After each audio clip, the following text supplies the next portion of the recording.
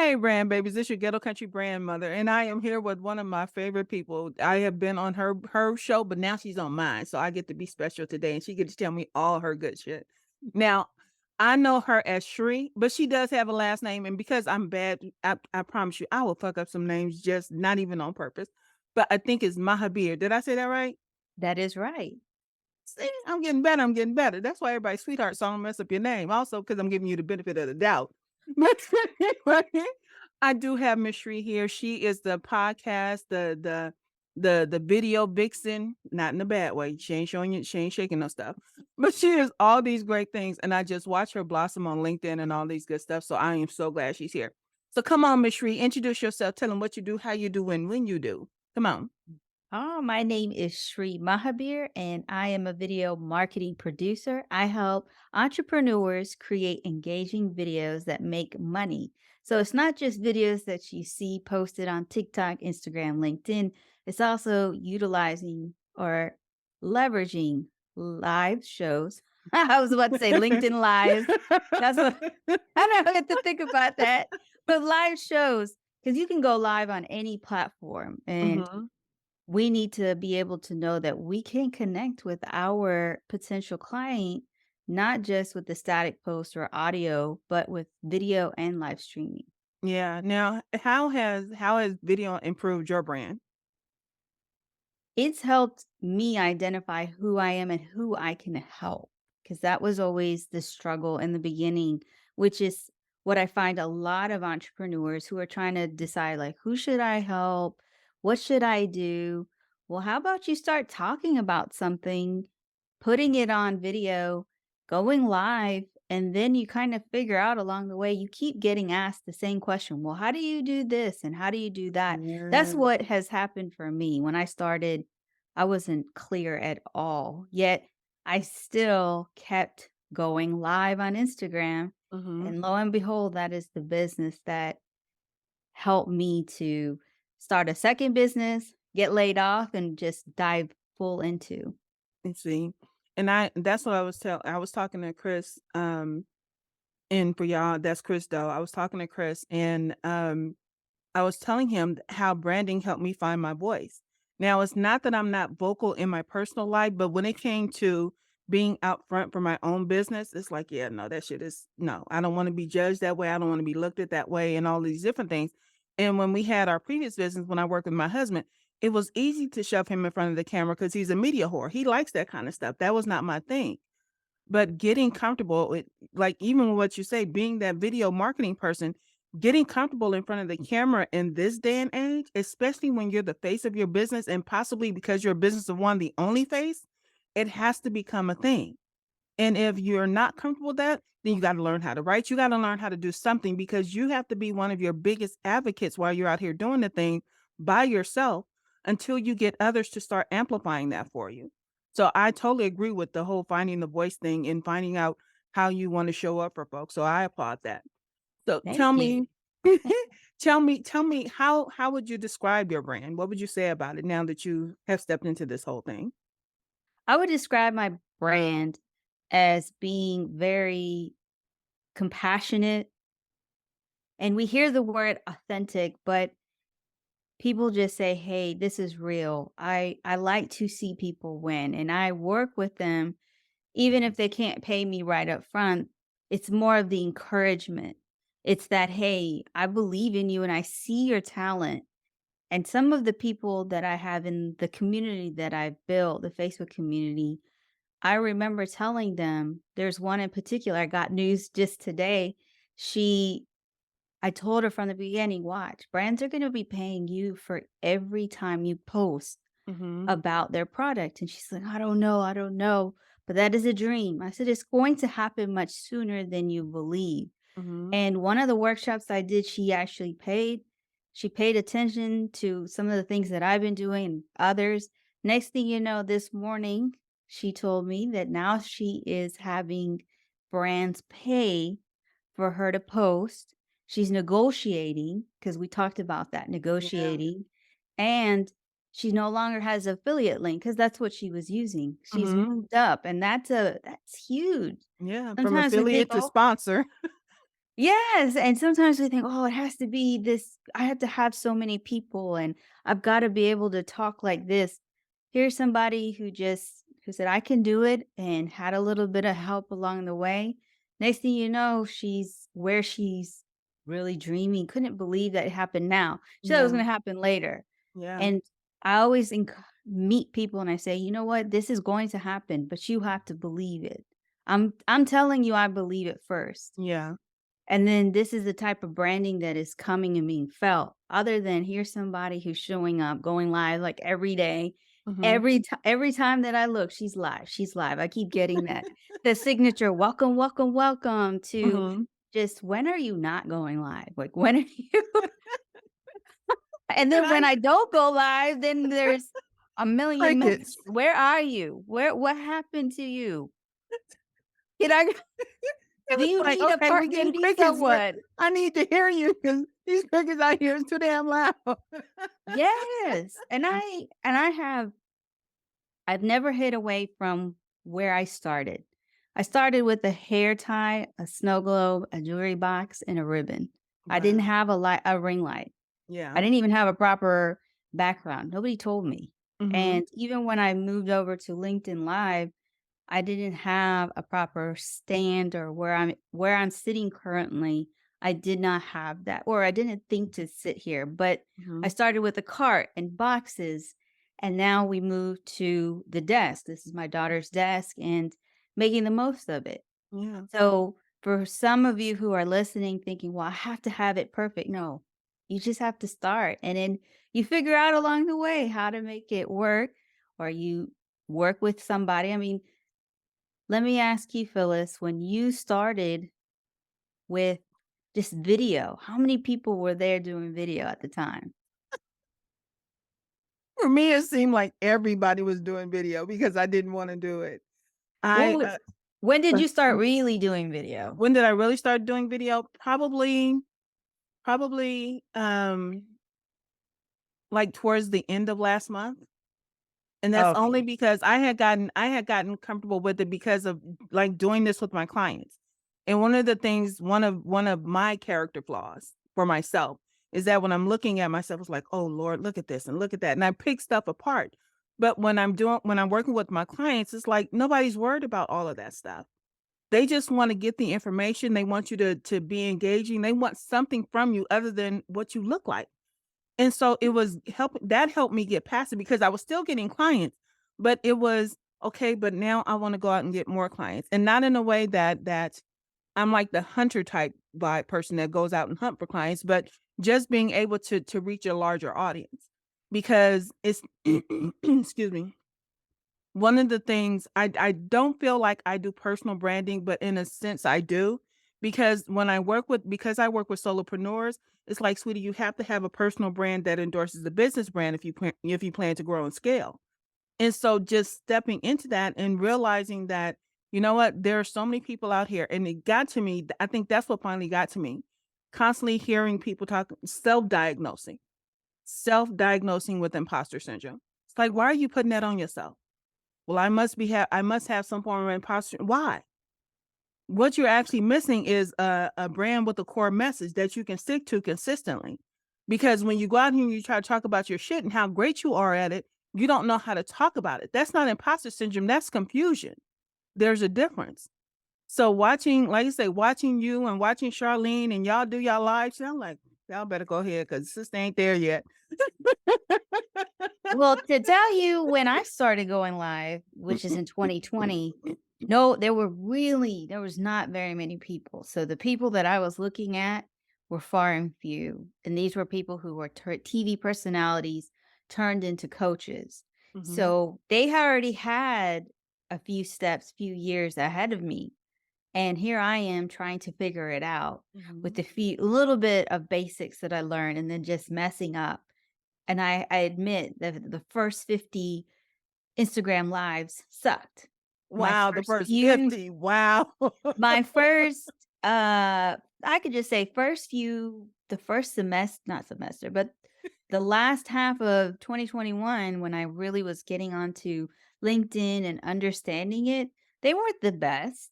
Mhm. I knew how to do Instagram lives, But then in 2022 is when it changed because I got a grip of how to use the technology, how to show up with this new third party platform that you use for LinkedIn Live, understanding even more people's behaviors. Why do they tune in to one show and not? Of course, it helped that I had so much time on Instagram, but there's also a different level of like, you're here live on LinkedIn, and then there's TikTok. And why is it that you wanna go native on the platform, and why? And with LinkedIn, you don't have a choice, you have to use a third Yeah. party. Yeah. But it's understanding those that make you see in a bigger sense, and it goes back to what are the pain points that you're solving?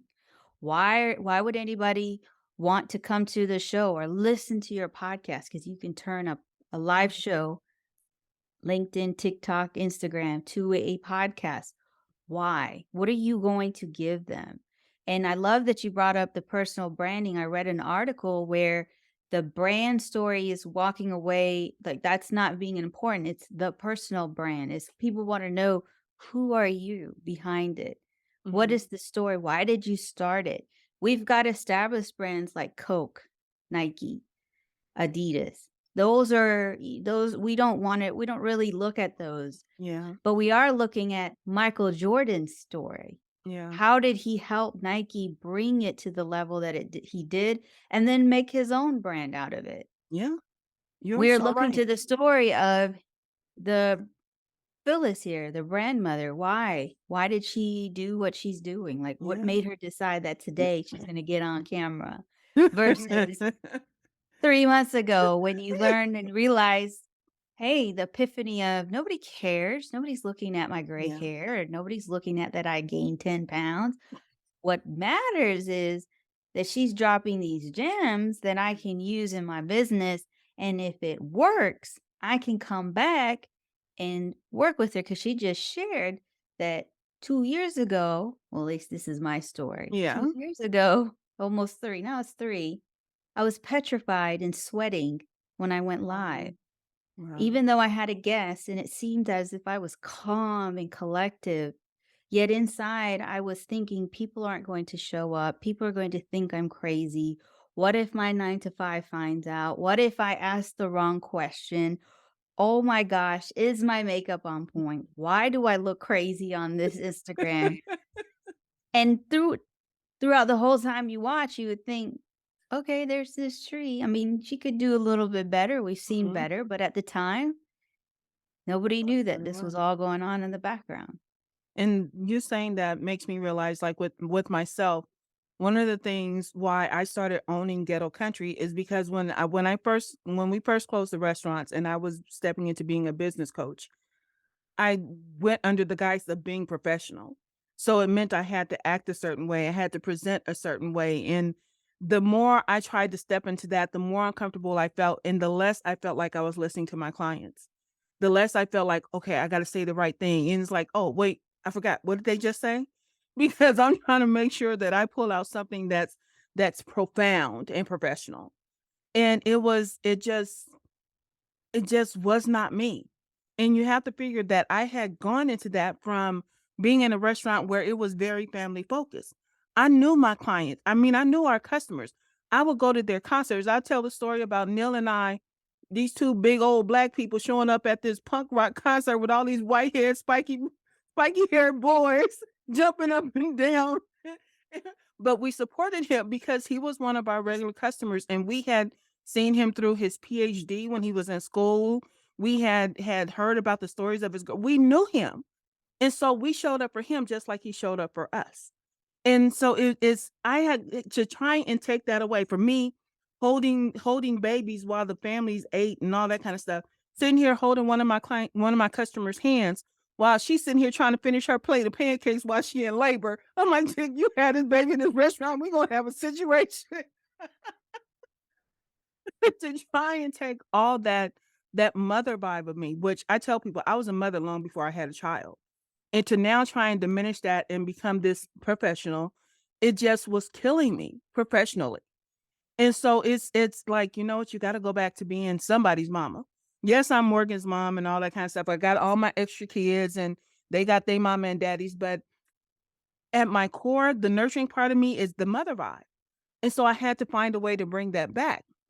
And this is why I tell people there's a level of vulnerability in it, but it's not so much that you're ashamed of it. And I had to get over what I considered my shame about being ghetto country, being raised hood adjacent by a country mama. That was my issue. That wasn't my client's issue. And the more I owned it, the better my clients got, the more I was able to charge. And it was just stepping into that. So, like I say, seeing you go through all these different stages, because I've watched you progress, and to just step into this thing, I've watched your backgrounds change and step into this thing. So what you're saying just hits so personally to me. I mean, really, really. I was just trying to make it, and even now, was I'm what we don't like to hear about is the rejection story. How many times were you rejected before Oh someone said God. yes?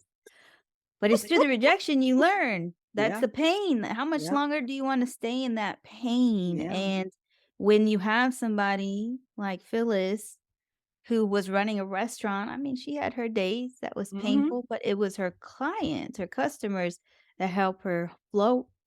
Yep. When you if you were to say, "Look, things aren't where we need to be," next thing you know, people were doing what they had to Yeah. make you float, and it's the same thing I feel about where I'm at, that I will create that I've created that space and that support because I was first there for them, and that's Yeah. naturally who I am. Naturally want and we all say, "Well, I love helping people," and I know that, Phyllis and I share the Night Owl Nation, Yeah. and Sun will say, "Well, let's talk about the process of Hmm. how you are helping others." Hmm. So it's really understanding the story. If I can't understand your story, I don't feel like I can truly help you. I can listen, I Hmm. can be compassionate, but when I feel that I have walked in your shoes or have had a similar experience, now I have something I can compare to. If Hmm. I don't have something to compare to, how can I help you? So if we think about it, how many brand or business coaches are there? How many video coaches are there? There's so many, but what makes them unique is them, Yeah. how they do their things, how they use the blueprint. When I was teaching how to do or use CapCut on the phone and laptop, somebody pointed out the way that you have taught us is like a recipe in cooking. And I at that moment I was like, wait a minute. I have a passion for cooking. I'm always looking for recipes and I do follow it Hmm. to a T sometimes. But it helps me understand what goes first, what goes next, so when I make it again, I just, either I follow it or I say, "You know what? This step would be better," and that's the way that I teach, is if Hmm. I figured it out, because 'cause I'm always looking for the easiest route, the fastest time, then I will practice that way until and then that's how I teach others.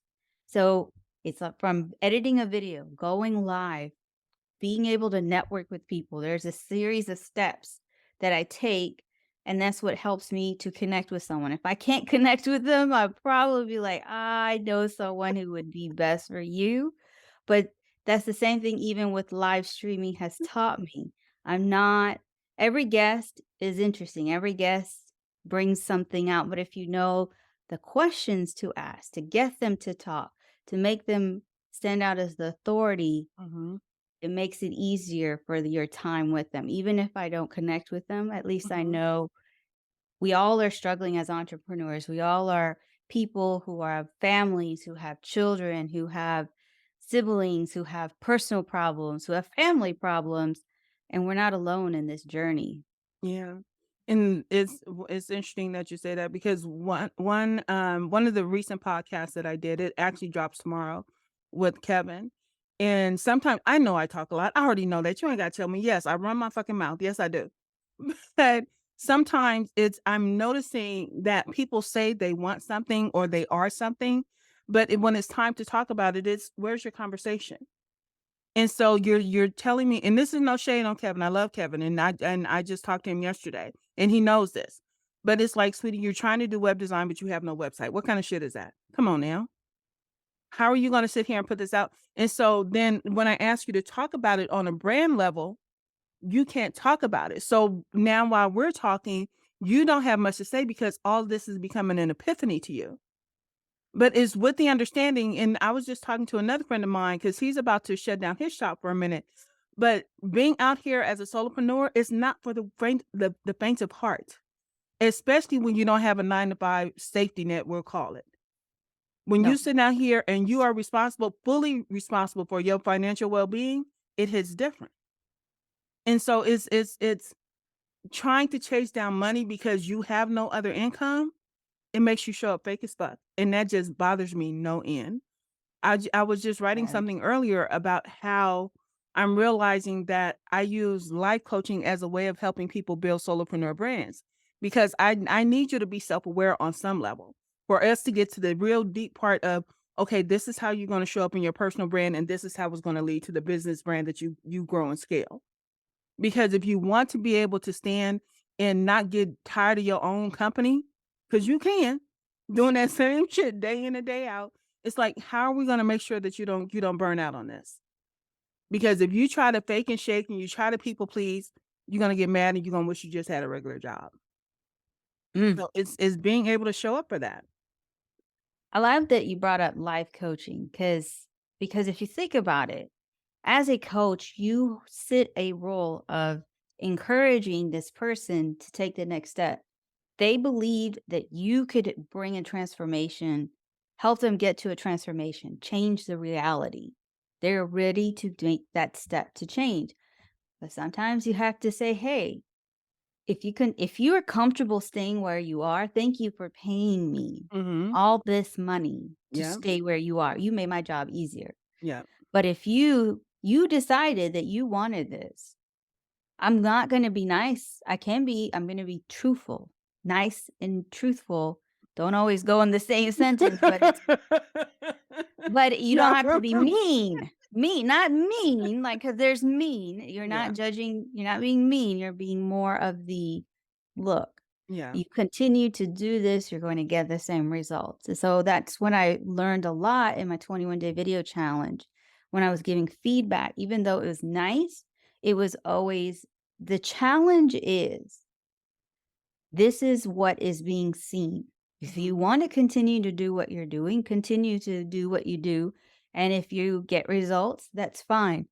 But I'm telling you, based on the harsh, I would get it real hard as a video coach because I worked with other video coaches and I They asked came for with it. the yeah. Yeah. And I got it. And so when I show or I share with others, it's not like that, but it's more of, okay, this is where you are, and this is where I believe to see you. And by the end of the 21 days or the 12 weeks of working with me, they really see that. Or even the agency clients, they even see themselves. They're like, I can do all of this. Yes, you can. You always had it. It's just whatever was stopping you, whatever story. And you just believed for a long time. How many of us, I would love to know if you share in the comments below in the reviews, how many of you are holding on to a story that's not even your Oh story? my god, yes. Yes. I held on to them so long last year. I'm working on these. This year has a whole new set, but I'm just saying like these are the ones that we say I can't do that because XYZ. And then you have Phyllis and Shri like, what? You just said that? What? Wait, skirt, Can pump you the let me brakes. rewind this? Let me make a video out of this. No, it's now you know Ebony, right? Now I know you know Ebony. If I see her. You know the Ratchet Sage. Why do maybe I'm keep thinking because you with Charlene all the time. I must be confusing you and Charlene with you and Carl. But anyway, so the Ratchet Sage, here's her thing. Now she's one of my clients and she's very conscious of actionable safe spaces. That's her whole term, that's her TM and all that kind of stuff. And so when she became a Clubhouse icon as part of the larger collective of Black Girls Talk, it was people out here with 40 and 50,000 followers um on Clubhouse throwing shade because Ebony had less than 500 followers. How did she get to be the face of this thing? And it shows you that part of what shows up for her is that level of authenticity in the boundaries that she set and the things that she wasn't even this wasn't even one of her aspirations. But it was because she showed up where she was most powerful. She told me, "Auntie, I'm not doing live video. No, I'm not comfortable with that. I'm not doing it. I'm not doing it." But she showed up religiously 2 to 3 times a week on Clubhouse. And the right person saw her and said, "You know what? We want you to represent as one of the icons for this house." So she did this with less than 500 followers. So it's not about the follower count. It's not. And I mind think you, that Clubhouse has 10 million downloads. So her face is going out to 10 million people if all of them turn it on. oh, yeah, I'm one of those who doesn't turn it on, but See? I'm too busy going live. See? I'm But too the busy but the going live on all these platforms, and, one has two of them have 1,000,000,000 and one is closing 1,000,000,000, so, wow. I'm just over there. But see, that's true to you. And so you know where you show up best. And she knew that she showed up best over here. But even in TikTok has this number thing attached to it because there's this whole content creation by. But for her, it was not about content creation, it was about connection. She was just fussing the other day, some because yeah, the ghetto country grandmother tells me don't be having hour-long discovery calls, but that's not how I do. Imma have my hour long because I need to know if I like you. I said, "I can figure that out in the first 10 minutes. It don't take me that long." Well, Sun does it in 3 hours, but I understand, like, some people it depends on what are you selling. Yeah, Some sales are so much easier. I will say, if it's $97 or 9.97, I really don't jump on that call. yeah, I really well, don't, because at this point, you should know. Now, yeah, if it's over that, I understand. It's a little bit, yeah. four It's four pricey. digits, Mhm. a little bit of we need to have a talk. But if you need to talk at $120 There is something wrong. because you were over there buying a $120 pair of shoes, did you talk to the maker? Did you talk to the designer? Did you talk to the manufacturer? And did you talk to who did you talk to? You talked to the sales rep who said, "Yeah, this is our number one Give me this best-selling in a size so and shoe." so, and you were done. And you just said and plus you probably saw on Instagram, on TikTok, on LinkedIn, on the street, some woman, some man wearing the shoe, heard a conversation and went and bought the Went shoe. bottom. Yep, And even those $1,000 shoes, you still bought yep, them. You didn't talk to anybody. So yep. why do we make it a big deal when it's an investment into ourselves? Mhm. And this is why I stress on live streaming and video. If you think about it, you meet somebody, whether you meet them on TV or you meet them on stage or you meet them in person, the first thing you're going to do is you're going to check their social media. So Mhm. you're going to check out their posts, then you're going to check out their videos. Oh, now they go live. Let me check them out. Let me ask my question. I like this person. Okay, you know what? I'm going to sign up for their free masterclass or I'm going to jump on a Zoom. If they have audio rooms, they're gonna jump in your audio room, talk to you. Next thing you Mhm. know, they're gonna get on a call with you. And this is just naturally how we are if we think about it. If you look at your interactions now, not talking about like before, but Yeah. now, it's literally what people are doing. Because I can almost guarantee, Phyllis, that there was somebody, if you asked them that they heard you on a podcast, that they Mhm. heard you with Chris Doe, they heard you on, LinkedIn when she goes live, Sip and Chat. She saw the post, he or she saw the post and said, "I'm done, I'm ready, here's my money." Mhm. Yep. And you say that about Chris though. My nephew, he's into branding and photography and all. He throws so much shade. Auntie, why you didn't tell Chris Doe I said hi? Why you don't tell Chris Doe that hi? I'm like, I didn't say we was besties and whatnot. Don't be getting it twisted. But he is such a Chris Doe fan that anytime I think I've done 2 or 3 lives with Chris, and, but it's things like that. I don't want you to follow me because you follow Chris, because Chris and I have 2 different agendas and 2 different ways of doing things. While I appreciate the follow, it's I'm not here for creatives in that manner. So when he says, "I wanna help 1,000,000,000 people get paid for doing what they love," I want the same thing, but I don't want it for 1,000,000,000 people, and I don't want it in the same way. Where he's trying to touch 1,000,000,000, I'm doing good. I want to touch at least 100 first. Let me get to my first 100 because I want people to be more impactful. Is I want you to get paid for doing what you love, but I also want to make sure you stand 10 toes down in your shit. So that when somebody comes at you and says something crazy, it's like, "Oh, is that all you got?" Because a Mhm. lot of us, as we start our businesses, one of the reasons why we won't get on lives, we won't do the videos, we won't say anything is because we're actually embarrassed about something in our past life. That has nothing to do with our business. Mhm. I did a episode, a podcast episode recently where I said, yeah, I said I all my shit has been laid bare. I said I talk about my problem with dick, and dick due to being self-conscious and having low self-esteem.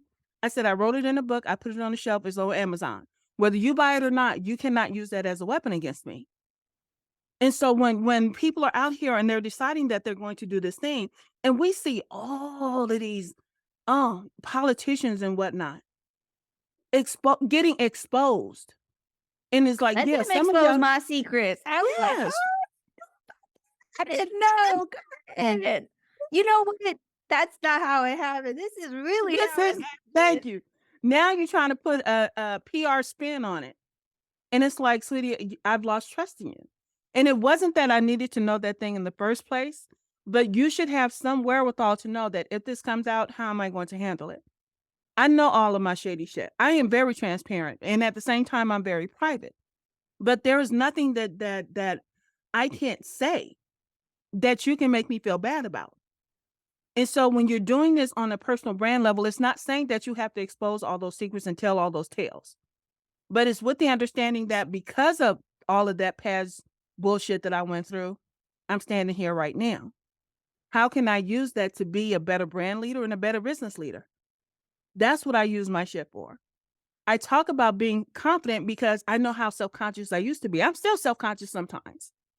But when I'm in my brain, when I'm in my mode, when I'm doing my thing, sweetie, I'm good at my shit. So I can come with a level of confidence that I would not have as Phyllis. If you ask Phyllis something, it's like, yeah, no, I don't talk about, yeah, no, that makes me uncomfortable. But if you ask me as a ghetto country grandmother how to get down like this in my brand, oh, baby, trust and believe, I'm going to figure out a way because I'm going to connect them damn dots.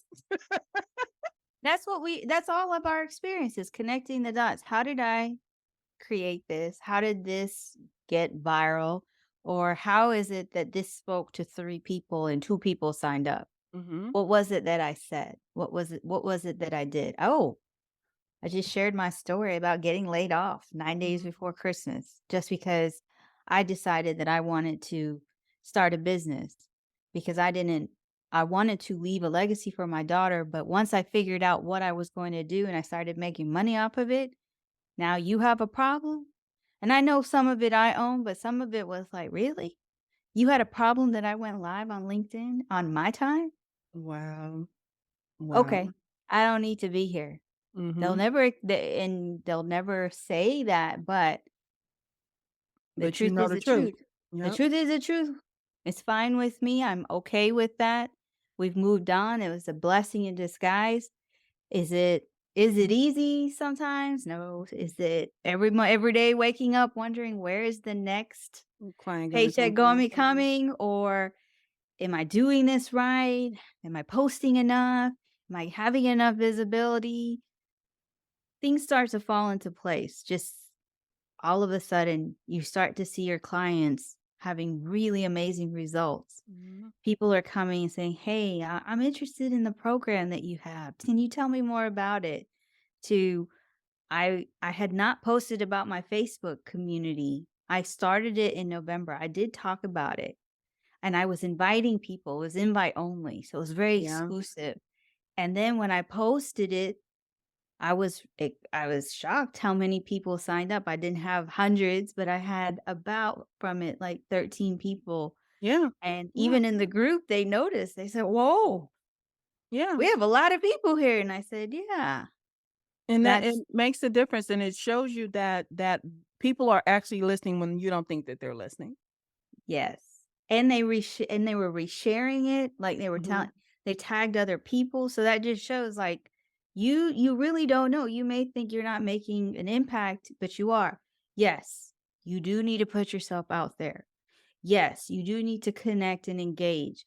Yes, you need to be thinking about, okay, what is this post and why would I put this post out? How does this follow the strategy that I'm doing?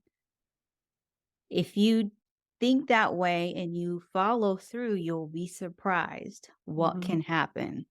Yes. Yeah. And it excuse me.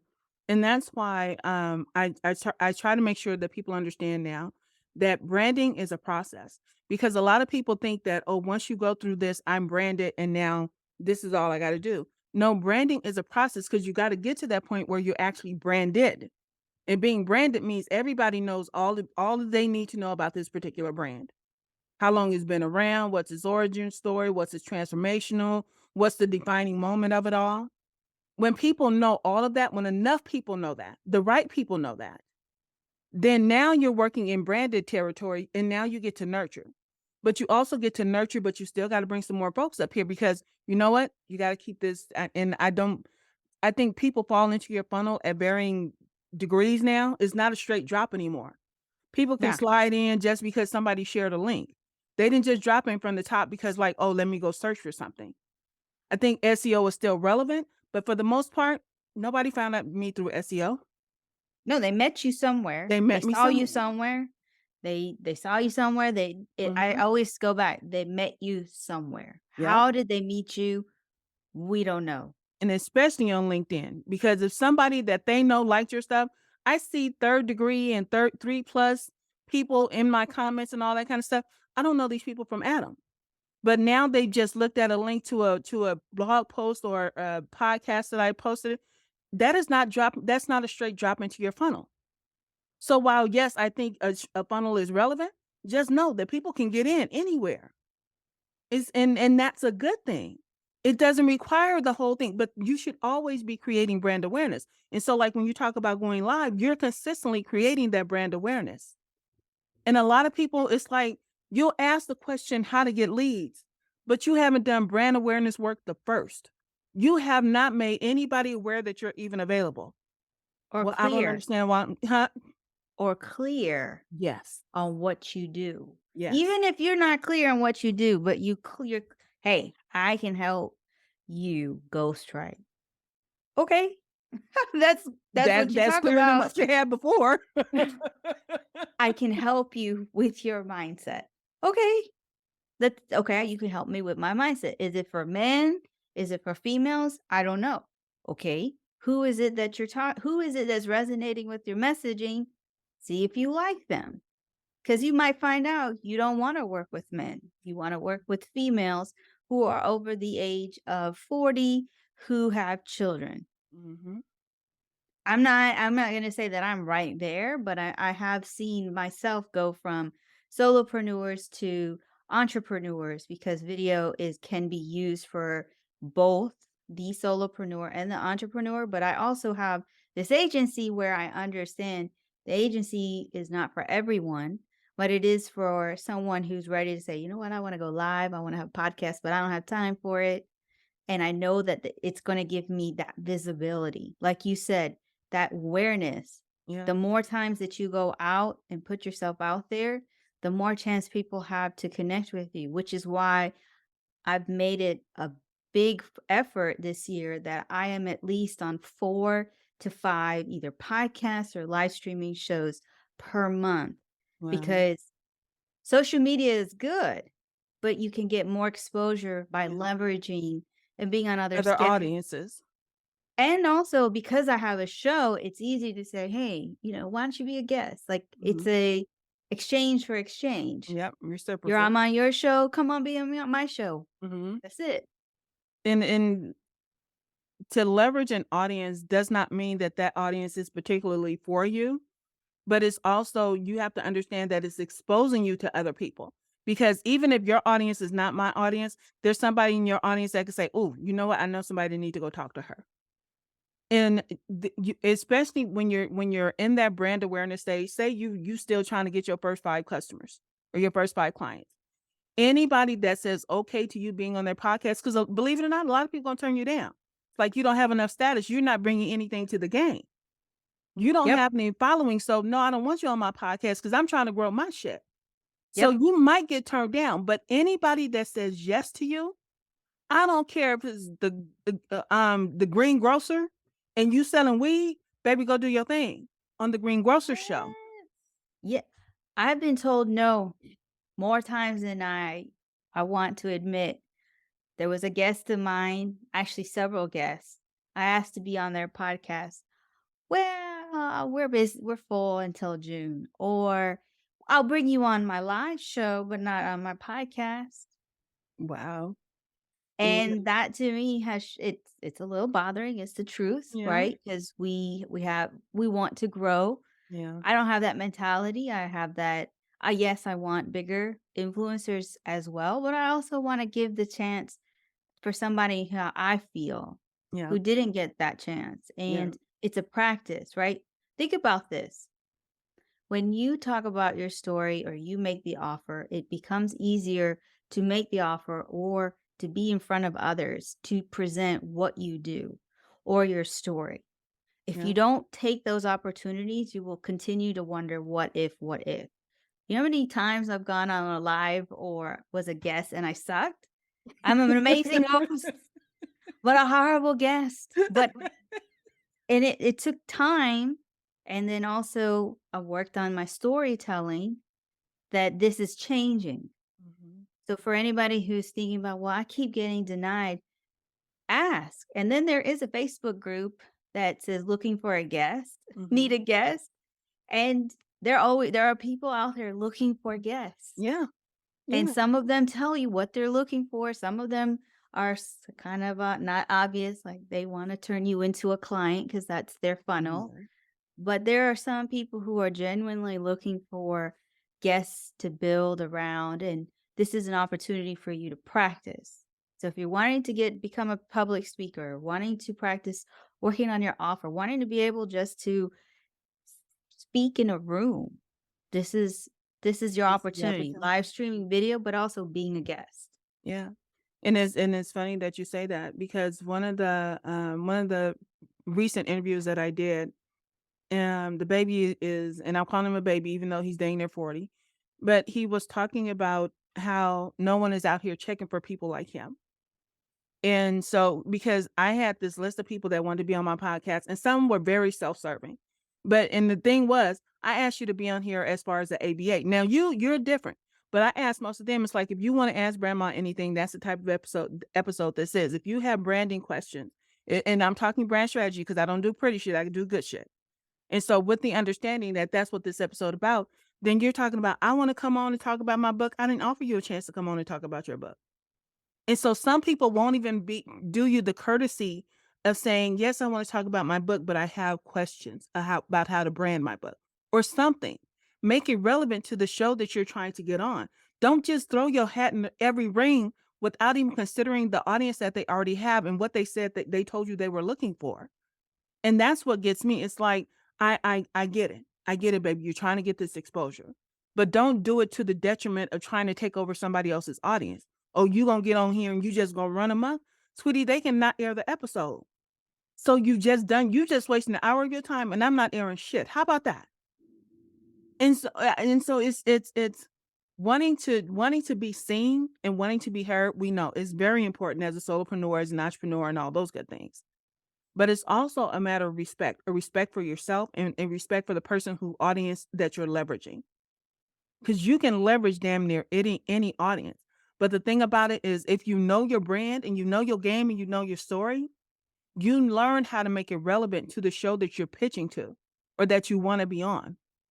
You know how to go and say, yes, I'm the psychologist extraordinaire, but nobody else knows it. Can you help me brand that shit?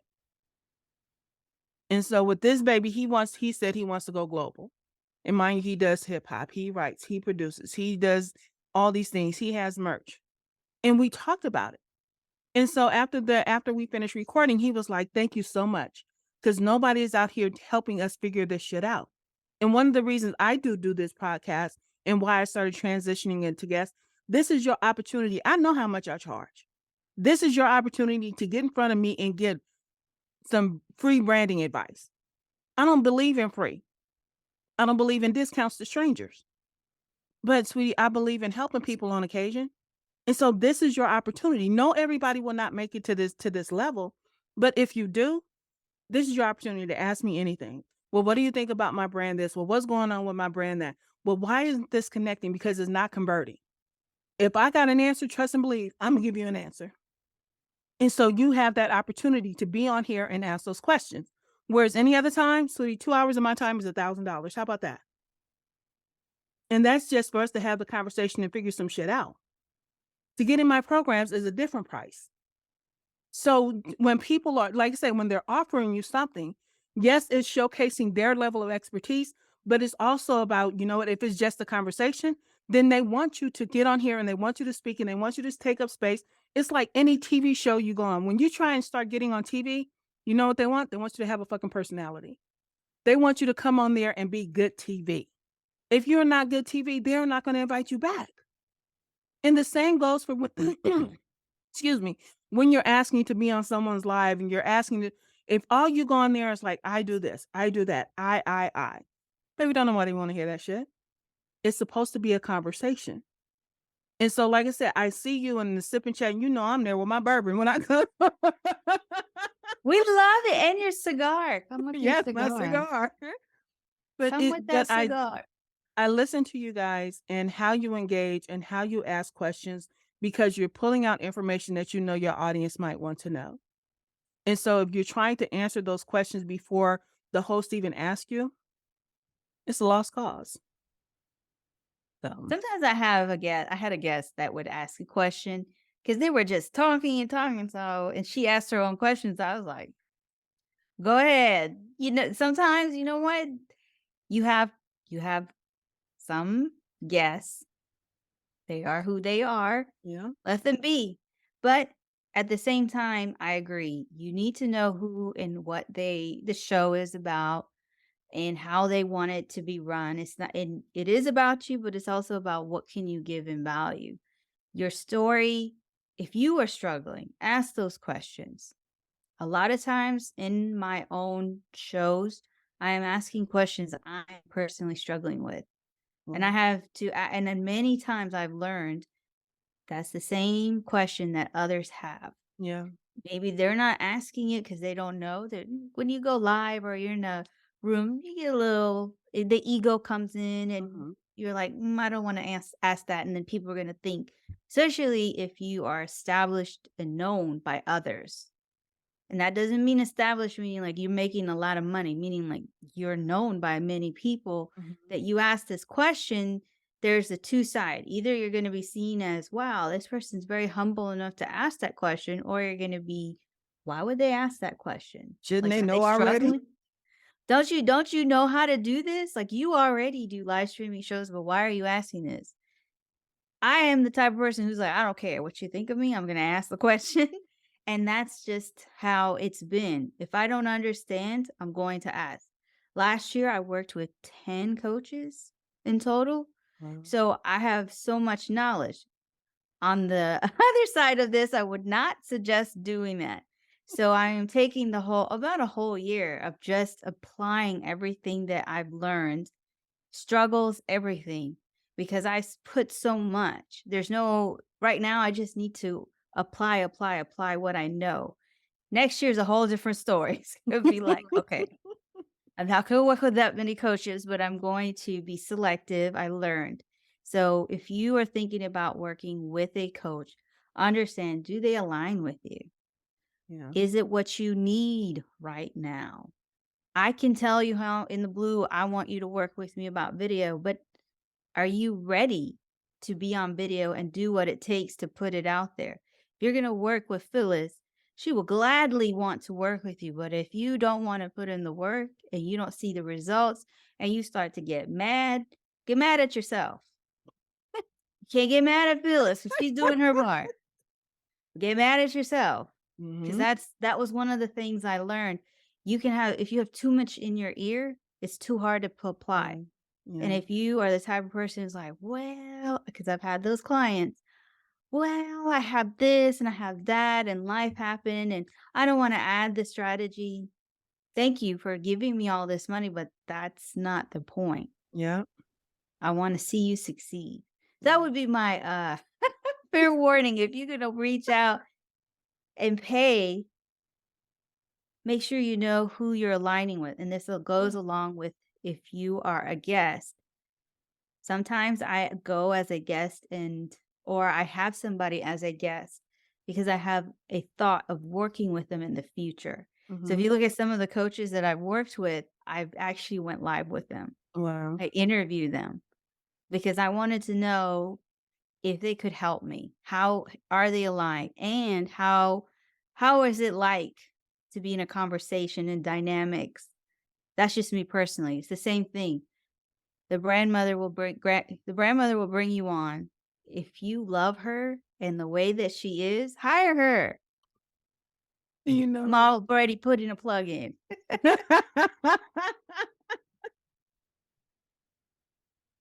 It is so true though. Because if you should not be afraid to ask questions, especially when someone's giving you their time for free.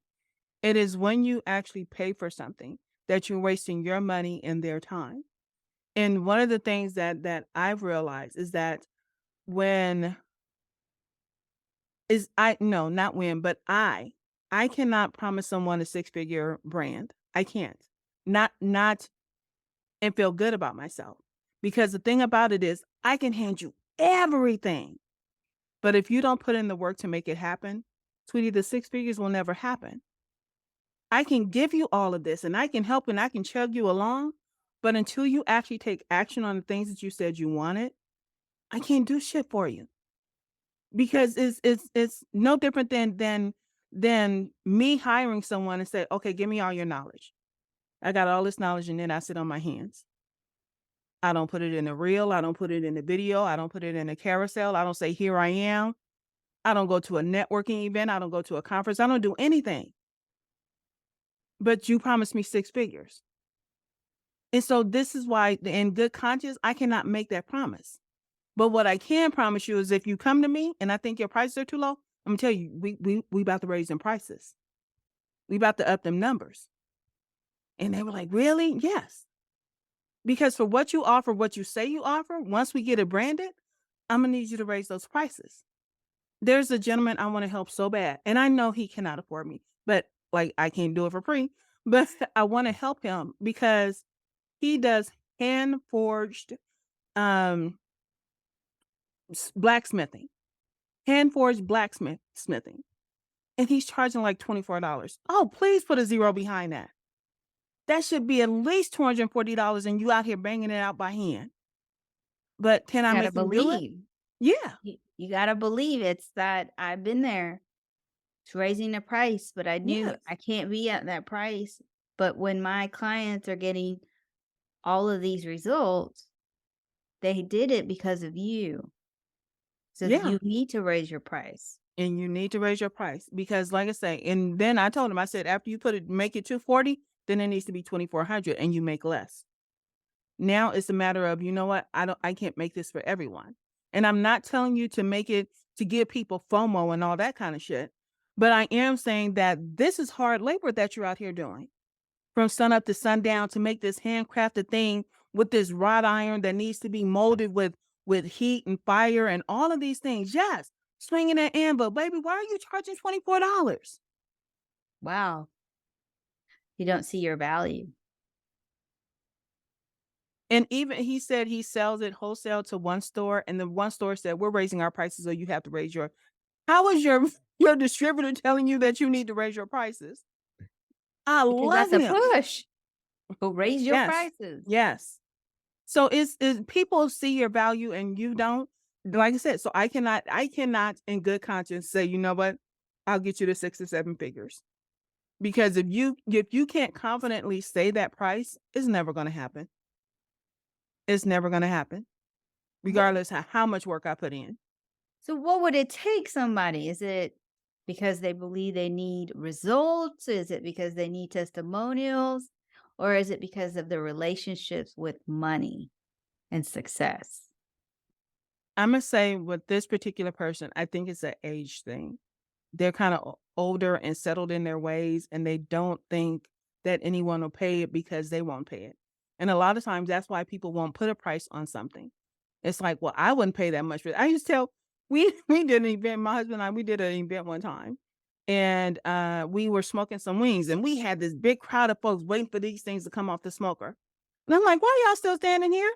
I would not be standing here waiting on these wings." And they stood there for like 40 minutes and I talked my ass off. My husband said, "She's working off caffeine, uh, 5-hour energy drink and whatever." But they all stood there because they saw the value in what we had priced it at and waiting for it to come off the smoker because they knew as soon as they came off the smoker, all those people that were in front of them, it was going to be gone. And so when you understand that someone is willing to pay, once you get that first person to pay that price that you think it should be, then that should create some confidence and you know what, somebody paid for it. But then what you rather focus on is like, well, not enough people are gonna pay for it. That's because you're not showcasing the value.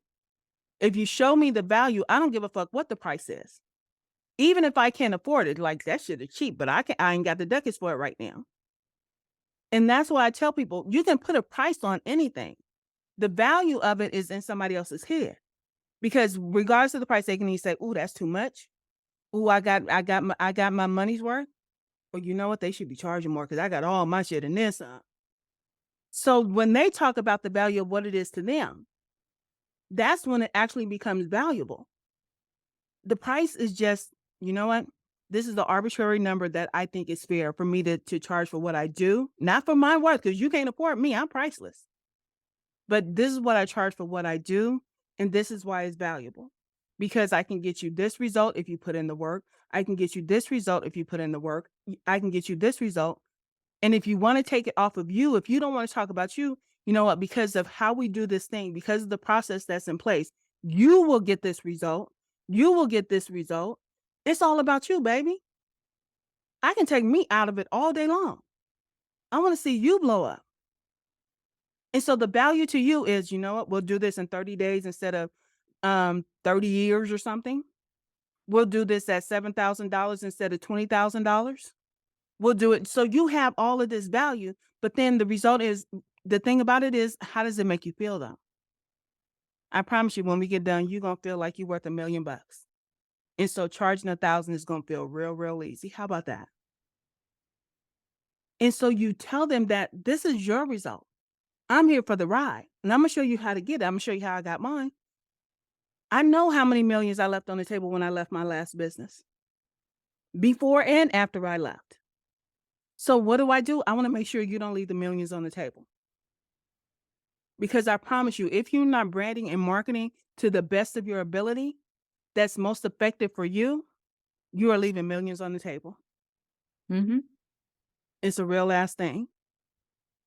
You deserve all of what you charge as long as you provide the value that goes along with it. Talking about the value, not pitching, not selling, using your personal brand to endorse the business brand so that people can see, you know what? This is why people pay for this. Let me tell you about her story because you should know your client's story almost as well as you know yours. Talking about Ebony becoming an icon, talking about Kaz getting her clients to buy into doing policies and procedures. Don't nobody want to do no fucking policies and procedures, but Kaz talks about it in a way that, you know what, let me get my shit together. Okay, Kaz, what's wrong with this policy? Because this is happening with my internal community. And Kaz will tell, well, this is toxic right here. These 3 people left because of this. I see what's going on with your internal community. But I have a policy for it, but you're not enforcing it. So then what do we need to do to have some type of policy in place that you can actually enforce? When you look at somebody and you say, you know what, I see your video game, but you know what, this is how it's going to make you more money. Now I can tell you that if you turn that light this way, that's going to highlight some shit and you can charge $10 more or whatever. So you can look at that video and tell them this is a better result. Because at the end of the day, everybody wants to equate it to money, but it's not always about money. It's about, you No. know what? I just need this. I just need this to do its thing. I Or need it to show up. Go I ahead. just no, that what exactly what you said. I mean, some of the results that came from the when we ended the 21 day was I can't believe that I was able to do 21 days of Mhm. video. I learned that I can edit videos. Mhm. I learned that I can actually be funny in a video, even Mhm. though they don't feel like that, but just what they did, just being them. Hey, this is me out in the world. This is my dog, and this is the place that I like to walk. But it's the way they said it that we were Mhm. laughing, and they were like, "Oh, I can be funny," when I wasn't even trying. Yeah, yeah. And so it all hits different. Now tell me this before we start wrapping up. Tell me what is the a big goal that you have for the brand that you're building? The Not for big Shree, but for the brand. the big goal for the brand is that when you hear podcasting live streaming, that I am the first person that you would want to work with for the agency. Then you say, "Hey, this person, they really do put out quality shows, podcasts, the businesses that they work with, those clients are coming in regularly for them." And people understand that you have to start somewhere. And most of my clients start scared. And by the end, they're like, "Whoa, this is the easiest thing I ever did." Now let me rephrase the question because and this is the thing. When I talk about what is a big scary goal? To have people saying this is a quality product, that's damn near easy for you because it's just a given. But if we're talking about a big goal, do you want the brand to win an award? Do you want it to be on a top 10 list? That's the kind of goal I want to know that you have for your brand. And I know that you were asking that, Oh, okay. but it goes back to someone who's working with me can recommend with confidence and say, "You need to work with her. Look what she did for me." That's like a very big goal because I love awards. I know Mhm. the awards will come. I know the money will come. But to have my actual client say, "No, I grabbed this person by the throat and brought him here." I don't want all that. But No, I tell people I'm here for the violence of branding. Seriously. you gotta grab them by the you know, you know. You bring up to like this, you need to sit down, shut up, work with this person. Yeah. That So is a then huge that's big. That's word let of me ask mouth. you this then. Does that mean that you want most of your business as it matures, that you want it to be based on referrals and not based on having to go out and hunt for new clients? Yes, very much so. Okay. At The what percentage do you think that would be? Do you want it like 80% referral and the rest is like I'm gonna go hunt on occasion because I want this particular client? What do you 60%, 60% 60%? referral, 40% is marketing, and Okay. the rest yes, I would be lying if I didn't say I would love to have an award. I would love to have be listed as one of the top influential, but the biggest reward is when somebody can tell another person and there's no questions asked, "Where do I sign?" That is a level that we sometimes take for granted. Yeah. If you especially if you don't have it, that's a dream for Yeah. me. That's a And bit I'm and that's glad and I'll never I like, even if it was still happen like, that was happening right now, it will still always be that dream because there's the bigger clients will come. The clients that will stay with you forever, not go anywhere. and I'm glad you clarified that because sometimes people think that it is about the awards and it is about the money and it is about the influence. Your goal is like, I want 60% of my business to come from referrals. And that's a That's big ass goal when only 1% currently is coming from that. yep. So to have that type of goal is very, very valid. And like I said, I love that you said that. I got what you said, bitch. I know what you said. I know you said like but is with the understanding that when you're talking about big scary goals, that is a thing. I want my business to be 60% referral. Cuz now I don't have to market as much or as hard because we all know that it costs more to get new clients than it is to keep the ones that you got. Mhm. It's that old saying, it's cheaper to keep her. I'm sorry, it just is. Yep. So to have that level of referral, hey, I can applaud that seriously. Seriously. It's it's scary to me. I know it's possible. It's scary to think that nobody will give me an award, but it's going to happen. Mhm. I'm going to be mentioned in more articles. I'm gonna be right there next to Phyllis, next to Chris Doe on in the New York. Look, on in Times Square, just like Chris Doe, we gonna be right there. And Our face. we I'll put both want a every billboard in Times Square. We're gonna put that on the real big ass scary list. we gonna be like, "Ma, I made it." I'm here for that one too, Jashree and for real. Phyllis just randomly, we didn't even plan it. We're like, "Wait a minute, that's us." Oh my gosh. Oh my goodness. Oh, I love it. I love it. All right, sweetie. So we're gonna go ahead and wrap this up. Tell us the last things you want us to know. What is your final tip, maybe, and then how people can find you and work with you? My final tip is believe in yourself. I struggle with that so much. So Hmm. that is why for 2023, the words of consistency and believe, believing that this is going to work and consistently believing that it will happen. And when you follow that path, you'll start to see, hey, this will. So if you're scared to get on camera, scared to go live, scared to start that podcast, scared to start that just posting, you're not going to hit, you're not going to go viral the first time, but consistently doing it, believe that you will be noticed. Believe that people will reach out and say, hey, I would like to know more about you. Can you help me? There you go. And how can they find you and work with you? So you can find me on all the social medias. I'm definitely on LinkedIn, Instagram, TikTok, Facebook, Twitter. And I know that Phyllis will share my handles. Yes, I will. And also, if you are an entrepreneur and you want to be a guest, come on, let DM me. Let me know that you heard me on Phyllis's podcast so I don't, ignore you. There you go, sweethearts. So it's understanding that we all got a journey to we all have our own journey. But to deny yourself that journey is not only doing a disservice to you, but to the people that you make space for as you do it. Because anytime you take up space, you're making room for yourself to grow, but you're also making room for others to come through. So I don't want y'all to go out here and be hiding in the shadows. You know what? Y'all know what? 5, bullshit happens. So suck it up. 4, your voice is important. So speak up. 3, you make the world a more beautiful place. So show up. And 2, life is good. So buck up. And 1, I love you and ain't a damn thing you can do about it. So shut the fuck up.